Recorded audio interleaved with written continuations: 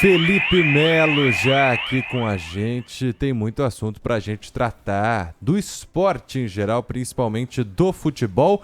O mais novo de tudo, Palmeiras anunciou oficialmente o seu mais novo meio-campista. Eu achei que ele ia começar falando. Achei que ele ia começar falando. O mais grave de tudo, derrota por 3-0. O mais grave pode até ser, eu falei, o mais novo, o mais recente. A notícia é de agora, entendeu? Essa derrota do Palmeiras tá no passado. Daqui a pouco a gente fala. Maurício, chega pra ajudar, Felipe? Tudo bem, Lupato? Bom dia. Sabino, bom dia para todo mundo. O Sabino é muito experiente no assunto, em gestão de crise, né, Sabino? O que é gestão de crise? É você perder, você ter uma notícia ruim e na sequência, para abafar a notícia ruim, você anuncia uma boa notícia, né? Sim. Então foi o que o Palmeiras fez. Boa. Então o Palmeiras perdeu ontem 3-0 pro Fortaleza e tal, para não repercutir esta derrota... foi negativa, é claro, 3-0 fora de casa e tal. O Palmeiras anuncia uma contratação. Então o Maurício, meio-campista que está vindo do Internacional, 23 anos, assina com o Palmeiras por 5 anos. O Palmeiras está investindo aí cerca de 55 milhões de reais por 85% do passe do Maurício. O Maurício chega junto com o Felipe Anderson, também, que é outra contratação do Palmeiras. E o próximo jogador que deve ser anunciado é o argentino Agustín Diay, que é lateral, está vindo do São Lourenço, e que deve ser anunciado em breve pelo Palmeiras. Olha, falando do jogo ontem, o Abel Ferreira deixou o torcedor já com uma pulga atrás da orelha na escalação. Uma hora antes do jogo começar, soltaram a escalação. E todo mundo viu 4 laterais. Ele começou o jogo com Marcos Rocha, Mike, Piquerez e Caio Paulista. Jogando com 4 laterais. Aí o torcedor do Palmeiras já ficou louco. Já não aguentava quando entra um Mike e o Marcos Rocha. Imagina quando tem 4 laterais em campo. E o Palmeiras poupou alguns jogadores ali, pelo menos no primeiro tempo. E acabou sofrendo uma derrota ali por 3-0, uma derrota dura.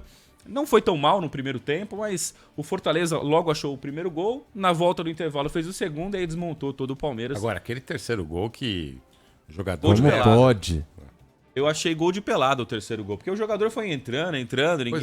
Pois é, ninguém faz nada. Gol de pelada. E o segundo gol também é um golaço, né? Acerta. Não, o primeiro e o segundo o primeiro e o segundo eu acho que foram 2 gols ali sem o Everton não de podia fazer nada. extrema felicidade. De extrema felicidade. 2 chutes com rara felicidade. Agora o terceiro gol foi gol de pelada, né? Ninguém tava marcando nada.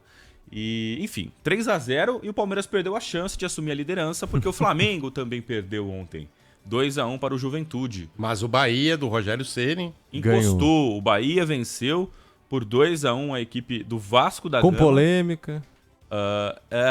Então, o Vasco nem jogou mal. Eu até acho que o Vasco fez uma partida ok. Mas o Bahia também tem um time muito melhor que o do Vasco. O Vasco teve hoje. um expulso, Teve né? um jogador expulso. O Diego Souza saiu na rede social reclamando da expulsão. Diego Souza que perdeu o gol mais importante da história do Vasco, né?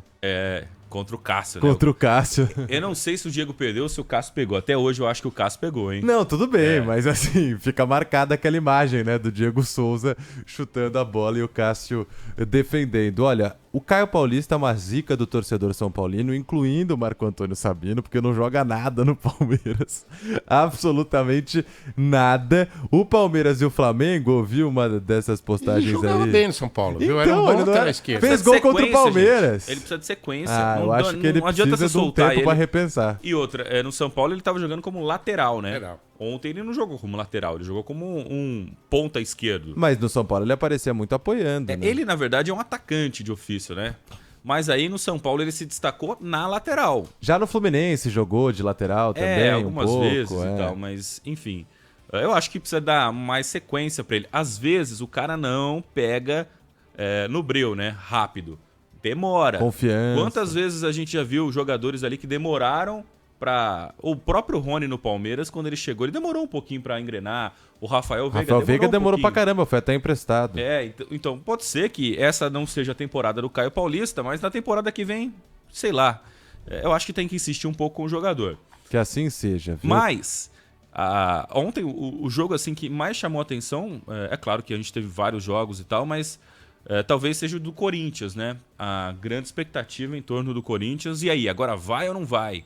E o Corinthians recebeu o Cuiabá, o ex-time do técnico Antônio Oliveira, e o Corinthians teve muita dificuldade na partida.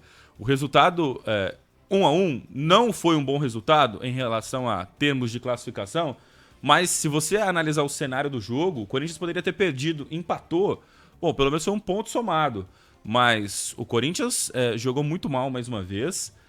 Pedro Raul não deu certo com a camisa do Corinthians. Aliás, depois que ele saiu do Goiás, ele não deu certo em lugar nenhum, né? No Vasco ele passou, quer dizer... Não, foi pro México. E o Corinthians jogou mal. E no final o Matheus Bidu conseguiu um gol ali importante, um golaço. O Matheus Donelli foi protagonista na partida, pegou um pênalti. Se o Cuiabá faz 2-0 ali, um abraço. E ele acabou defendendo um pênalti, então deu um ânimo pênalti ali. bobo cometido pelo zagueirão Kaká, né? Tá indo bem o Matheus Donelli. Tá indo bem o Matheus Donelli. Numa baita de uma pressão, né? Uma desconfiança do torcedor, porque era o terceiro goleiro. É aquela coisa, né? O que sobrou ali, né? Ou é ele ou é ele.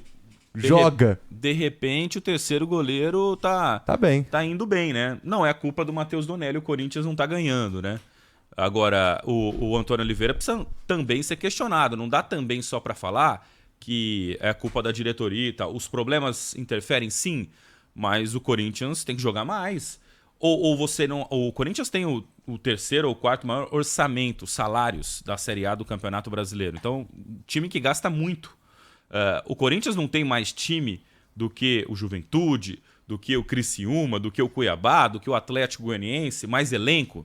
Eu acho que sim. No papel, sim. Tem que tirar mais. Tudo bem que esse time do Corinthians não vai ser campeão, mas pelo menos o time tem que entregar um pouco mais. E não é só os jogadores. Eu acho que o técnico Antônio Oliveira está devendo também. Talvez mudar o esquema tático, mudar algumas peças. O treinador precisa também demonstrar resultados lá.